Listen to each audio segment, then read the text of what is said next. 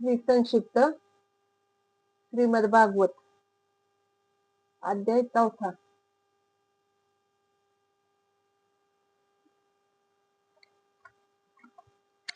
श्री गणेशाय नमः.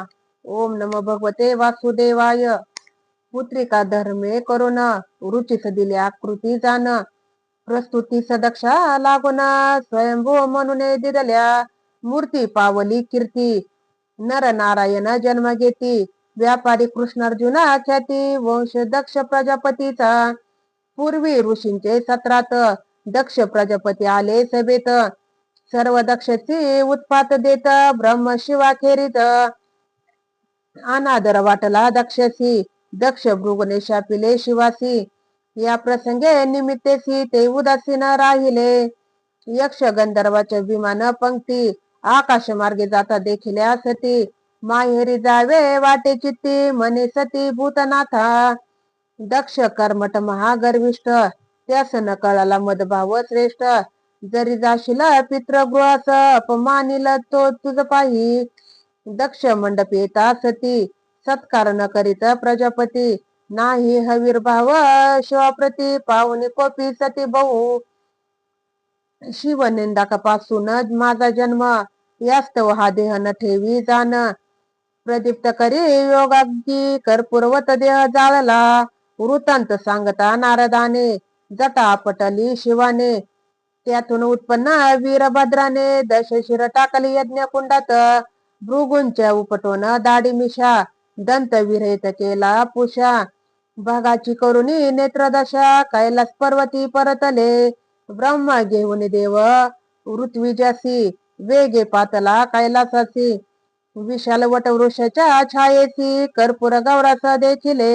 ब्रह्मदेवाने क्षमा याचून कतिले दशयज्ञ विध्वंसना. आपल्याच यज्ञ भागातून आज हा यज्ञ पूर्ण होवो. देव माया मोहित जन मी न करी त्यांचे अपराध स्मरण. दंडिताचे मूढ जना धर्म मर्यादा रक्षणार्थ. शिवाने कथिल्याप्रमाणे देव करीते झाले जाणे. यज्ञ संपन्न होता शने महाविष्णू प्रगटाला. उत्तान पादास भार्या दोन सुनीती सुरुची प्रिय जाण. ध्रुव सुनीतीचा बाळसान तातंकीची बैसन्या. सुरुची त्याचा धिकार करी मने नारायणा प्रसन्न करी. ध्रुव निघाला वनांतरी श्री नारदे त्यास उपदेशिले. ध्रुवाने मधुवनी तप केले प्राणारोध देव व्याकुळले. भगवंते सर्व निर्भय केले भेट देईना मी ध्रुवा. श्री विष्णू प्रगटे मधुवनात ध्रुव नयनी अश्रुपात. पृथ्वी प्राप्त समुद्र वलयांकित आणि स्थान आढळपदीचे. श्री हरी पावले अंतर्धान ध्रुव बाळ नगरात परतोन. त्यास राजपद देऊन राजनी देवानंतरी. सुरुची मातेचा पुत्र उत्तम गेला मृगेशी जाण. यक्ष विधी उत्तम लागून ध्रुव यक्ष संहार आरंभी. यक्ष संहाराचे वर्तमान कळता म्हणू ये धावून. यक्ष कुबेराचे दास जाण समजावी ध्रुव बाळा. मान द्यावा श्रेष्ठासी कृपा करावी कनिष्ठासी. तोष व्हावे कुबेरासी उपदेशोनी पौत्र परतले. कुबेर दिदला ध्रुवासी वर ध्रुवे केले राज्य दूर. जाता झाला बद्रीद्वार अष्टांग योग आचरला. श्रीहरींचे पार्षद त्वरित विमान घेऊन आले तेथ. मृत्यूच्या डोई पाय देत ध्रुव वैकुंठी पोहोचला. ध्रुवाचा वंश विस्तारत अंगराज झाला त्यात. अधर्माची कन्या सुनीतेचा कुपुत्र वेन झाला. वेनाची पाहुणी वृत्ती अंगराज झाला कष्टी. निघून गेला वनाप्रती मने चित्त ठेविना हरिपायी. राज्यपदी बैसला दुष्ट वेन करी साधूंचा अवमान. मने न करावे यज्ञ साधना ऋषी हुंकारे मृत्यू पावला. राजहीन राज्य पाहुन ऋषी करीती वेन जंगा मंथना. पुरुष उत्पन्न झाला जाण निषद म्हणती त्यास ऋषी. करिता वेन बाहू मंथन ते युगल झाले निर्माण. पुरुष पृथू नाम अर्ची म्हणती स्त्रियसी. ऋषी करती पृथू अभिषेक राज्यपदी बैसविला देख. स्तवनीय ऋषी असे एक माझी स्तुती नका करू. सूत मागद बंदीजन म्हणती तू नारायण. प्रजेस्कर विषयी स्वधर्मचरण धर्मेसी दंडशील. अंतर्जनाशी कधी न दंडेशी शत्रू सयससी. संत सेवका विष्णुबासी सदा प्रेमळ स्वजनांचा. पृथ्वीने धान्य बीजग्रासून पृथ्वीने घेतला धनुष्यबाण. पृथ्वीवर रोकताची क्षण मानव देही प्रगटली.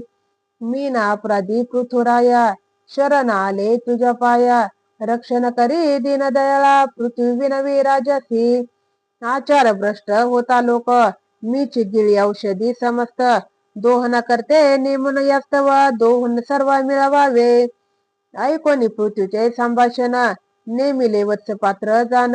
पृथ्वीला समतल करुण ग्राम दुर्ग पट्टणे निर्मिली. पृथुशत शोमेध करी इंद्र पाखंडी वेशधारी. यज्ञ अश्वाचे हरण करी सांगत यज्ञी पुन्हा पुन्हा. पृथु पुत्राने अश्व आणले परत पृथूने केले धनुष्य सज्ज. ब्रह्मा म्हणे न उचित इंद्र तर यज्ञाचे अंगासे. पृथूने केला यज्ञ पूर्ण प्रगटला यज्ञ नारायण. हरीची आज्ञा मानुनी प्रमाण इंद्रा दिदले आलिंगन. जय जय जी लक्ष्मीपती तुझे नाम गुण श्रवणासी. देई सहस्र कर्ण मदसी तव चरणांचा आश्रय दे. राजा प्रवेशाला सोनगरी औंदर्याची कार्य करी. परदोष पाहण्याची वृत्ती म्हणे सोडा प्रजाजन हो. एकदा राजा निजसभेसी उपदेश करत असता प्रजेशी. सनत कुमार आले गगन मार्गसी रायाने त्याची पूजले. पृथू राजाची पाहुणी भक्ती सनत कुमार प्रसन्न होती. त्याची उपदेश करीती भवसागर पार करण्याचा. राज्य सोपवून पुत्रासी पृथूने आचरिले योगासी. देह मिळवून पंचभूतासी गेला परमधामासी अर्चितवे. विजित्वाश्वाचा पौत्र बहिर्षद यज्ञ केले असंख्यात. भूदर्भाच्छादित करीत त्यासी पुत्र झाले प्रचेतस. जात असता ते वनात रुद्र त्यांना उपदेशत. मने जपता रुद्रगीत हरितुष्ट होईल. प्राचित सारादिती श्री विष्णूस प्राचीन बरही कर्मासक्त. त्यास करण्या ज्ञानोपदेश देवर्षी नारद पातले. यज्ञ केला पशुघात होता तुझा अंत. सूड घेतील ते म्हणत पुरंजनाख्यान सांगितले. पुरंजन भारेस वर्तमान सुखोपभोगी असे मग्न. अज्ञान भावे दशदान म्हणून सद्गुरुनाथ बजावा. पुरंजन गेला मृगयेस परतो न येता राजगृहास. न विचारता गेलो म्हणत अनुनय करीतसे भारे प्रती. पुरंजन अनिक राज्ञी नामजीचे पुरंजनी. अनेक कन्या पुत्र प्रसवनी धन्य धन्य मानती ते. चंदवेग नावाचा गंधर्वाधिपती अनिक काळ यवनाधिपती. लुटालूट करी सर्व प्रांती जरा कन्या काळाची. यवनाधिपतीने केली स्वारी उद्ध्वस्त केली पुरंजनपुरी. राजा मारला सपरिवारी पुनर्जन्म विदर्भ गृही. वैदर्भी दिदली मलय दोदासी तो तिला घेऊन गेला वनासी. योग मार्गे त्यागुने देहासी मलय ध्वजा मुक्त झाला. वैदर्भी करी महाविलाप पातला तेथे मित्र विज्ञात. शुद्ध बोध करुणी तिथ तेने झाले मुक्त बंधन.